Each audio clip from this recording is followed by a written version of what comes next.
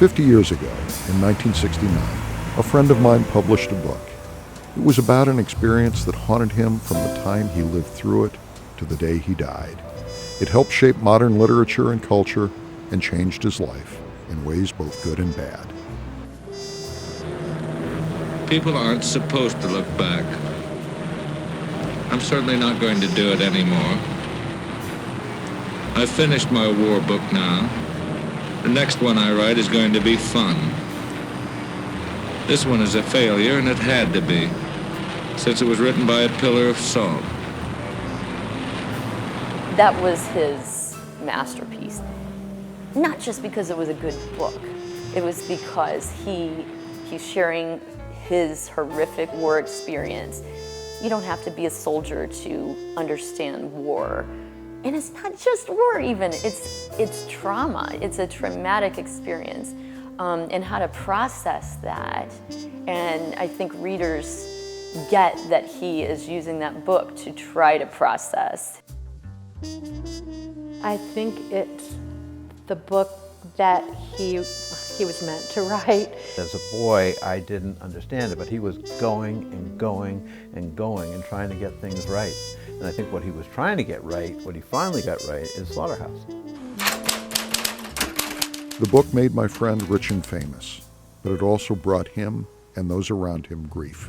It was overwhelming, and his intuitive responses, and I was with him lots of times when that happened, his intuitive responses were courtesy and retreat. His newfound celebrity broke up my friend's first marriage, one that had lasted more than 20 years. Well, he left my mother, so she was shattered. He actually gave her a dog named Thanks, and just sort of, went off to be famous. My friend's name was Kurt Vonnegut. The title of his book, Slaughterhouse-Five: The Children's Crusade.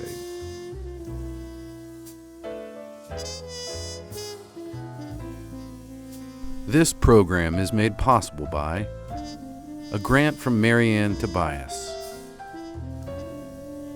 some other people, and viewers like you.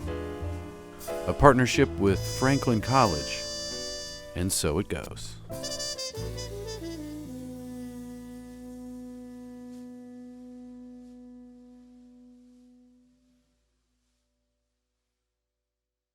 I'm John Kroll. During the last years of his life, Kurt Vonnegut and I were friends. Several times a year, I'd meet him at his home in Midtown Manhattan, and we'd look for a place to eat. During one of our last lunches together, at an Italian place on 2nd Avenue, the conversation somehow turned to his legacy. He was worried he'd be forgotten. I did what a friend does. I offered reassurance. People would remember him, I said. No, Kurt said. You're lucky if you have some influence in the time in which you live. You can't expect any more than that, and you're lucky if you get that much. Come on, I said. Slaughterhouse-Five alone would be read as long as war is a part of human life. Kurt would have none of it. He shook his head. Not even Slaughterhouse-Five would keep his name alive. I went from being the son of a starving artist who needed a lot of promotion, and we would even go to bookstores and order his books under fake names. Slaughterhouse-Five changed Kurt Vonnegut's life. Before the book's publication on March 31st, 1969, Kurt was a well-respected writer's writer. He had published a handful of books. All were well-regarded. None sold many copies. He started writing as soon as he got out of the Army, and he was writing when he was taking anthropology at University of Chicago and working for the Chicago News Bureau.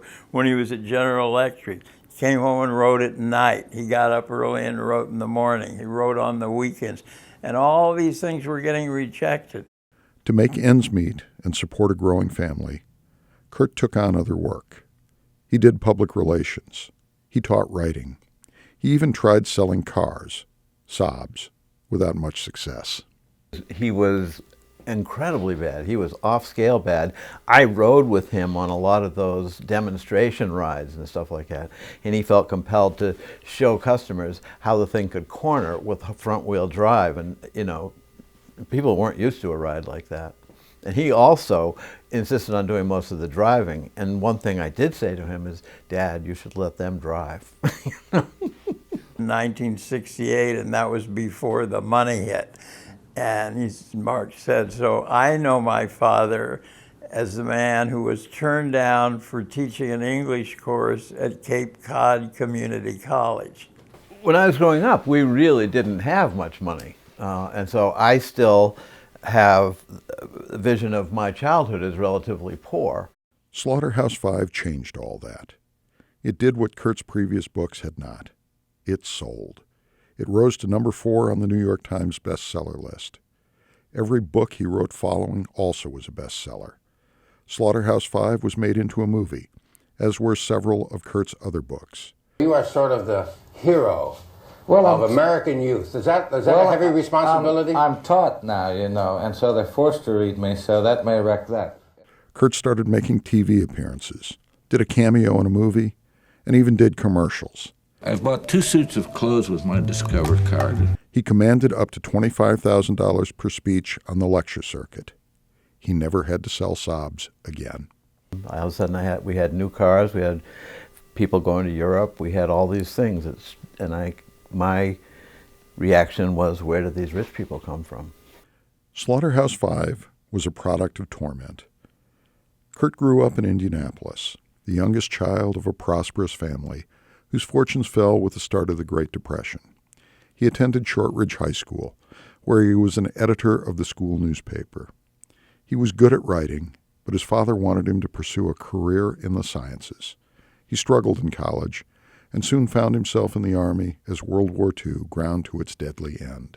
His mother died, Kurt believed by suicide, on Mother's Day 1944, not long before he was sent to Europe.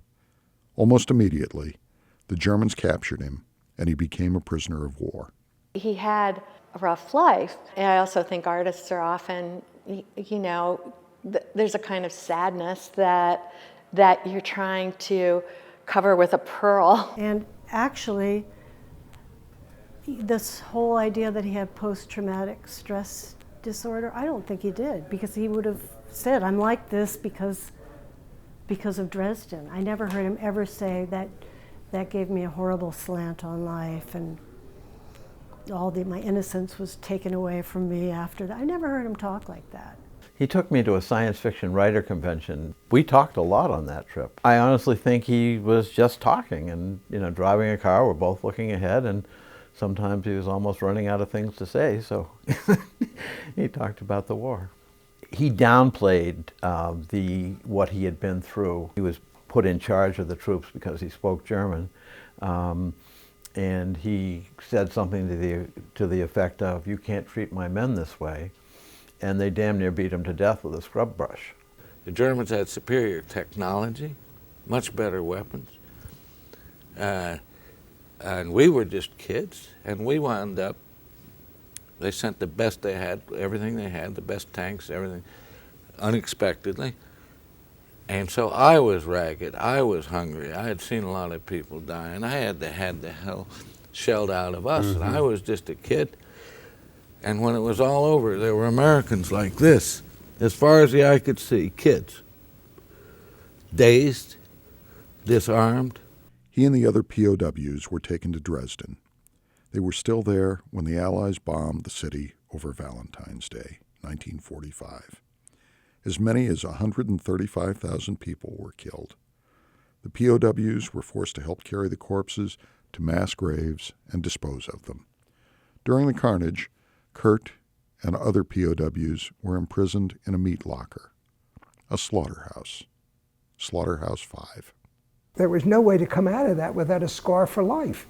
If you're dealing with soldiers who have PTSD, the way they get through it is by telling their story to another vet who making sense of it, and that is the therapy. So I think Slaughterhouse-Five was his therapy for the trauma he went through. Kurt struggled to deal with his experience from the moment he had it. He wrote in a letter to his family dated May 29, 1945, "The Germans herded us through scalding, delousing showers. Many men died from shock in the showers after 10 days of starvation. thirst, and exposure. But I didn't. Further down in the letter he wrote, "The Americans came over, followed by the RAF. Their combined labors killed 250,000 people in 24 hours and destroyed all of Dresden, possibly the world's most beautiful city. But not me." Then he tried to deal with the material in an essay that wouldn't be published until after his death in 2007.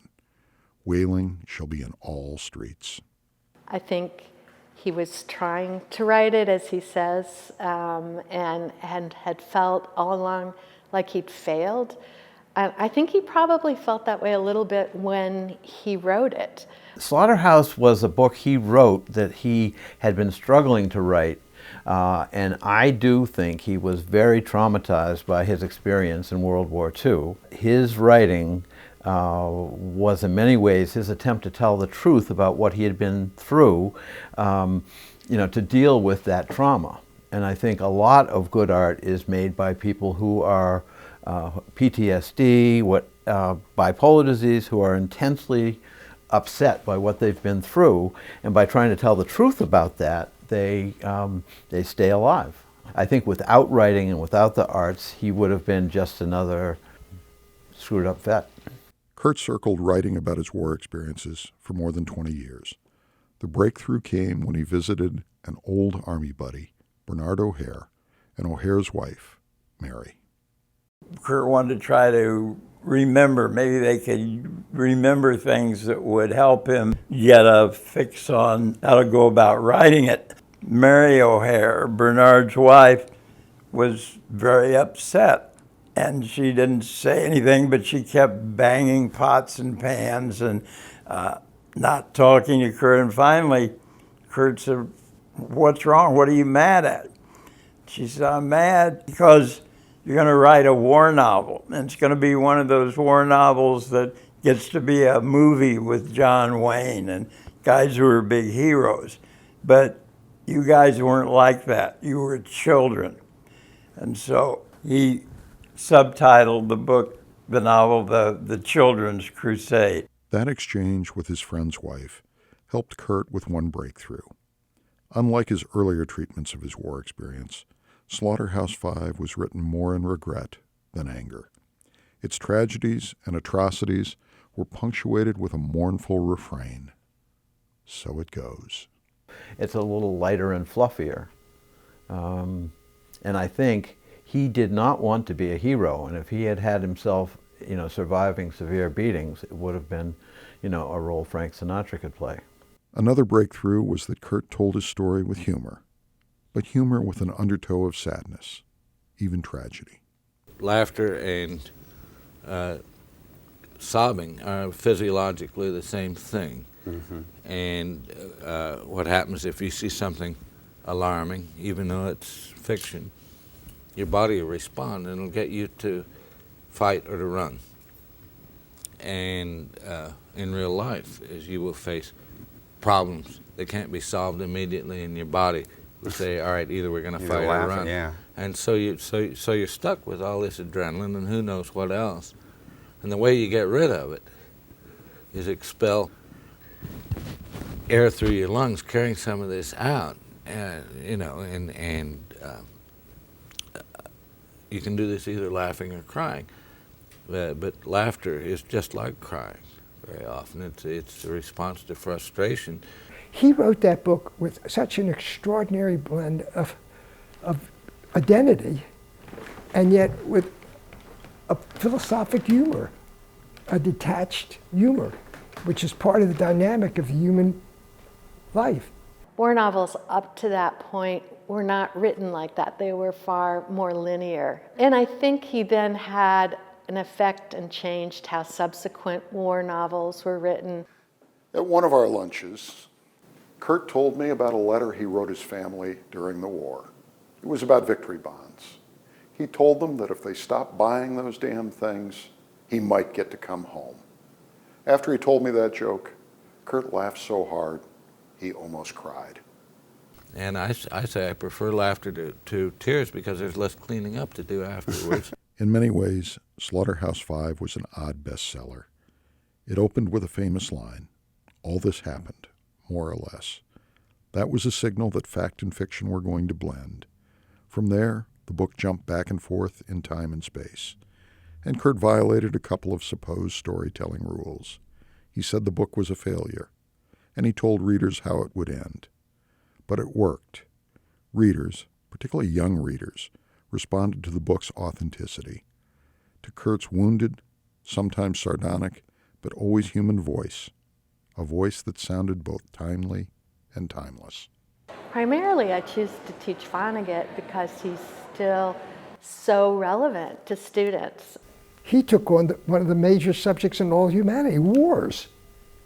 And he took a scene that could compete with anything in history in a war for total mass destruction. And when I'm sorry to say it so emotionally, but when you believe he was there, and he was in a slaughterhouse, and gee, then the Germans had him picking out the dead bodies? I mean, holy jeez, what a theme that is. Part of the reason Kurt connected with readers the ages of his children and grandchildren is that he didn't condescend to them. With the youth today, that let's say you had 20 years ago. I'm not interested in the youth. I don't write teenage fiction. I write grown-up fiction, and it is true that my books are taught in colleges and often in high school. I think what makes Slaughterhouse more universal is the softness of it, and it's just like, so it's more like a child, recalling trauma or whatever. It makes it not specific to almost being beaten to death by a scrub brush is very, very specific. If trauma is such that other people can identify with it, and you have, Billy Pilgrim walking through snowdrifts in a silly coat and stuff like that, it's all sort of soft and general. So I think he kept that rawness out of there, specifically and intentionally. The book's success created strains in Kurt's life. The most obvious and immediate one was in his marriage to Jane Cox Vonnegut, whom he had known since he was a child. She supported his writing and bolstered his confidence when his books didn't sell. My mother. I really think without her, he wouldn't have been much of a writer, wouldn't have kept at it. She had unnatural, sunny disposition. I found a letter from her saying, "Oh my God, I'm married to a genius. It sounds like bragging, but I'm scared. It'll never be peaceful. It'll be horrible, it'll be wonderful." So she recognized it. And letters that he wrote to her said, "What happened in Dresden, I have to write it. I don't know how I can do it. I cannot do it without your help." Because he looked at her like she was the one with the education. I think one of the reasons why he sort of left his wife is that Jane, who we adored, my wife thought she was great, was he loved the adventure of meeting these people. Do you understand? He did. And he liked having that experience. It was easier for him when he was with someone else, so he was sharing it, and he wasn't confronting the fact that people were exploiting his celebrity. That was the thing he was comfortable with. You will find people at Lilly Library and stuff who are incredibly in debt to my mother, who chronicled and kept all the letters and all the manuscripts and everything. And it really was, many ways, the fulfillment of her dream and the end of their marriage. I felt that it was okay that they separated. I understood why they had to leave. They just had this baby called Slaughterhouse 5. It was a labor. And it's almost, I always looked at it like that was the price they had to pay. The marriage couldn't survive. He and Jane separated in 1971, 2 years after Slaughterhouse 5 was published. They divorced in 1979. His fame created other strains within the family. It had many, many parts. As a good hippie who started which I'm also very proud of, who started a commune in British Columbia and stuff, people would be introducing themselves. "This is Peter, this is Claudia, this is Mark Vonnegut." I was the only hippie with a last name. His children and his friends struggled to cope with his celebrity and the ways it affected, even invaded their relationships with him. Having Peter Fonda show up at your house for a marsh tromp. It was just, you would have these famous people, and he seemed to be selling off parts of our childhood which were precious. Like you would start at one part in the marsh and you'd set a place in the horizon and you just go there. But Kurt had described this in such a way that Peter Fonda and his friends wanted to come and film it and be part of the Marsh Trump. On the one hand, you have, you know, the positives of that, but I think as the children we felt more of the negatives. At one point, Mark wrote a letter to family. There was a lot of anger, and I remember saying, so you become famous and you leave your family. I thought we were supposed to be original and creative in that family. That's not original or creative. Kurt never responded to his son's letter. His fame also isolated him in other ways. Kurt had also not only a name recognition, but a sight recognition. Many writers, people wouldn't know what they looked like. But Kurt Vonnegut, for some reason, was like a symbolic person. And it was overwhelming. And his intuitive responses, and I was with him lots of times when that happened, his intuitive responses were courtesy and retreat. He would retreat. Once Kurt and I were at an event together in Indianapolis. He was signing books. There were hundreds of people in line, many of them carrying several Vonnegut volumes. He asked me to get him a scotch and soda. When I got back from the bar, he was gone. I found him hiding under a stairwell. I handed him his drink. He took a sip and then another. He said, "They started coming at me in waves. I just had to get away." He knew he was an institution. People recognized him wherever he went, which means you live a pretty lonely life. You can't just go out in public easily. The fame and the isolation also had an impact on Kurt's work. All these things were getting rejected. And unlike many writers, many beginning writers whose work is rejected, they think, these editors really are not very smart. And what Vonnegut thought was, my stories aren't good enough. And so he worked to make his stories what they wanted, and he studied stories that were published. And when he finally got a note from an editor at Collier's who turned out to be a guy who had gone to Cornell with him, and this man started giving very specific ideas and suggestions, 2 or 3 page single-spaced letters, and Vonnegut would do all that he was told. And he learned to be a writer from that, and he never gave up. The success of Slaughterhouse-Five made it harder for Kurt to get that kind of feedback. He knew that he could write anything and get it published. And he sort of regretted that. He said, nobody dares edit me anymore. I miss editors. But he knew that he, in many ways, financially, in terms of writing or whatever, could do no wrong. Despite the huge success of Slaughterhouse-Five, Kurt could show surprising insecurity. He never mentioned the glowing reviews his books received, but he could recite, word for word, the pans from critics. He also thought other writers received more respect than he did. I think it came from his childhood, his war experience, whatever, but he was intensely insecure. It would come up with things like playing tennis. He thought he looked funny playing tennis. He thought his legs were too thin. I mean, there were, really, really teenage kinds of insecurity going on. And I also think his insecurity about his own work came from the fact that he was probably, at the time, so popular among young people.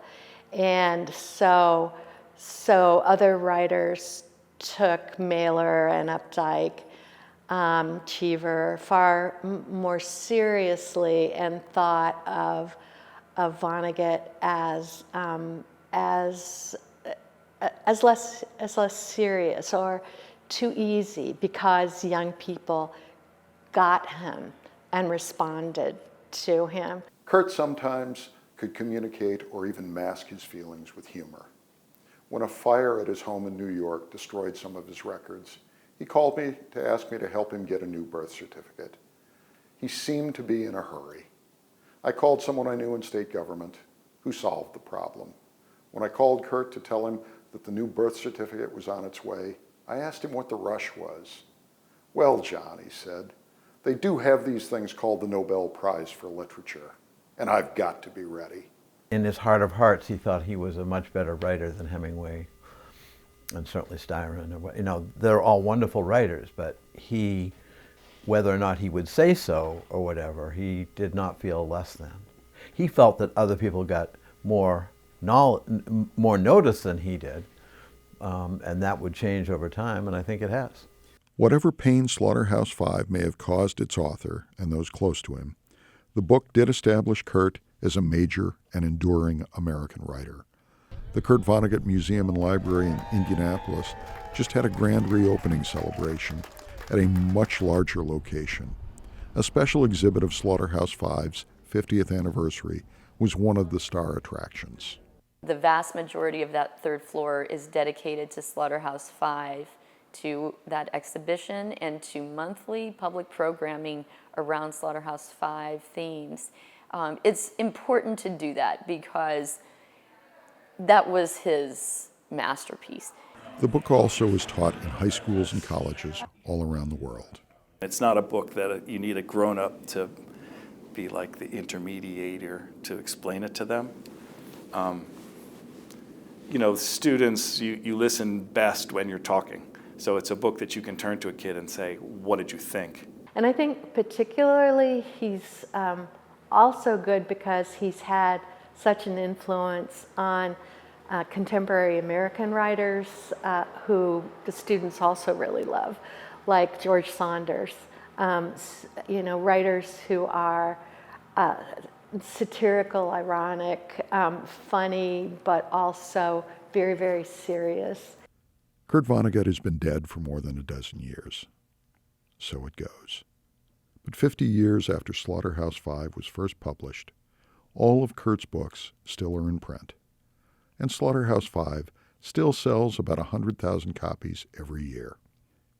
In Random House's list of the 100 best novels of the 20th century, Slaughterhouse-Five came in at number 18. Slaughterhouse is so deep and so rich. And I mean, you could see you were kind of watching the class. They just, it brings up things they want to talk about, you know, war and free will and fate and what it means to be alive and to experience a life of meaning. There is an aspect to Kurt which sounds like a friend's overstatement, but Kurt was a genius because he was a literary original. And when you think of all the thousands of people in the world who write, and then the hundreds that are distinguished writers, there was a voice of his own. And the writing, like Slaughterhouse was a book he had to write. That was part of his soul. I went to a marathon reading this summer. They read it for 6 hours straight. Each reader was 8 minutes.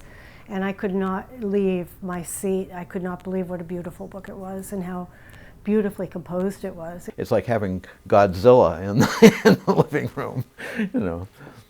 It's just such a big thing where you say, well, other things are big too. Other things count. So, but I you know, it's a beautiful, beautiful book.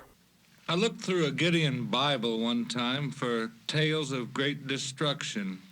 The sun was risen upon the earth when Lot entered unto Zoar, I read.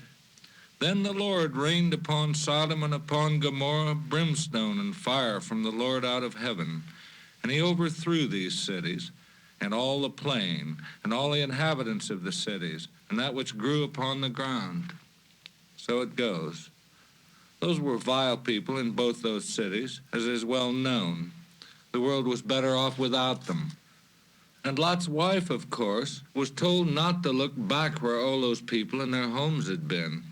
But she did look back, and I'd love her for that, because it was so human. So she was turned to a pillar of salt. So it goes. People aren't supposed to look back. I'm certainly not going to do it anymore. I've finished my war book now. The next one I write is going to be fun. This one is a failure, and it had to be, since it was written by a pillar of salt. It begins like this. Listen. Billy Pilgrim has come unstuck in time. It ends like this. Pooty wheat,